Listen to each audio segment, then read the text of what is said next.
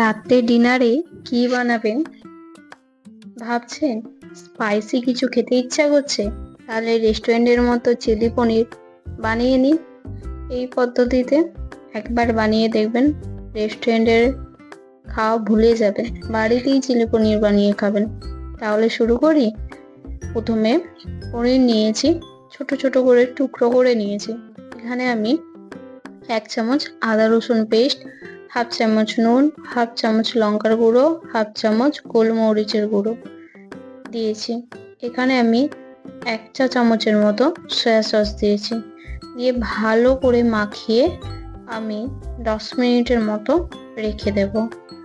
10 মিনিটের মতো রেখে দিলে ভালো করে পনিরের ভেতরে সব রকম মশলা ঢুকবে, পনিরটা খেতেও ভালো লাগবে আর সফটও হবে। তারপরে এখানে আমি 2 টেবিল চামচ কর্নফ্লাওয়ার দিয়েছি। কর্নফ্লাওয়ার দিয়ে প্রথমেই কিন্তু জল দেবেন না, প্রথমে ভালো করে মাখিয়ে নিয়েছি, কারণ পনিরেতে জল বেরিয়েছিল।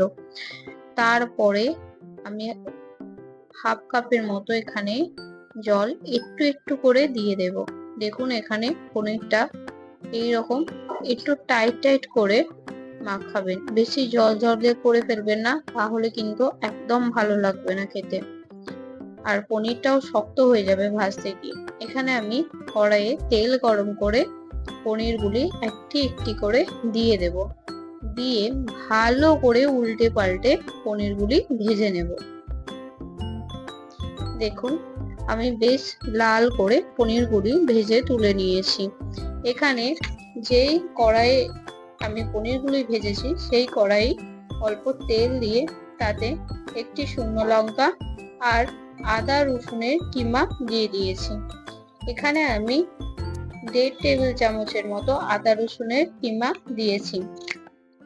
আমি এখানে একটি মিডিয়াম সাইজের পেঁয়াজ এবং একটি মিডিয়াম সাইজের ক্যাপসিকাম দিয়ে দিয়েছি। ক্যাপসিকাম এবং পেঁয়াজগুলি মিডিয়াম সাইজ করে কেটে চৌকো চৌকো করে দিয়ে দেবেন। এখানে আমি একটি সস বানিয়ে রেখেছিলাম। 2 টেবিল চামচ টমেটো সস, 1 টেবিল চামচ সয়া সস এবং 1 টেবিল চামচ রেড চিলি সস আর অল্প কাশ্মীরি লঙ্কার গুঁড়ো দিয়ে ভালো করে একটি সসের ব্যাটার করে নিয়েছিলাম। ওখানে আমি একটু জল দিয়ে ভালো করে ব্যাটারটি রেডি করে রেখেছিলাম, সেই ব্যাটারটি এখানে দিয়ে দিয়েছি এবং অল্প জলও দিয়ে দিয়েছি। দিয়ে ভালো করে নেড়ে চেড়ে পনিরগুলি দিয়ে দেব। পনিরগুলি দিয়ে একটু নেড়ে চেড়ে এখানে জল দিয়ে দেবো, বেশি কষানোর দরকার নেই, তাহলে সস পুড়ে যেতে পারে। এখানে জল দিয়ে একটু ফুটে গেলে এখানে 1 চা চামচ কর্নফ্লাওয়ার জলে গুলে আমি দিয়ে দিয়েছি। দেখুন কর্নফ্লাওয়ার দেওয়ার পরে থিকনেসটা বেশ ভালোই চলে আসছে। কর্নফ্লাওয়ার দেওয়ার জন্য এখানে চিলি পনিরটি বেশ সুন্দর দেখতে লাগছে, পুরো রেস্টুরেন্টের মতো লাগছে না। এখানে নামানোর আগে বেশিক্ষণ ফোটাবেন না, তাহলে পনির গলে যাবে। নামানোর আগে অল্প হাফ চা চামচের মতো চিনি এবং আমি এখানে 5টি কাঁচা লঙ্কা দিয়েছি। আপনারা ঝাল বুঝে দেবেন, যদি বাচ্চারা খায় তাহলে অল্প দেবেন।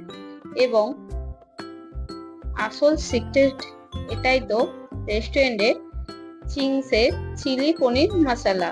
এটি যে কোনো মুদির দোকানে কিংবা আপনি অনলাইনেও পেয়ে যাবেন। এটি একবার দিয়ে দেখবেন, পুরো রেস্টুরেন্টের মতো খেতে লাগে।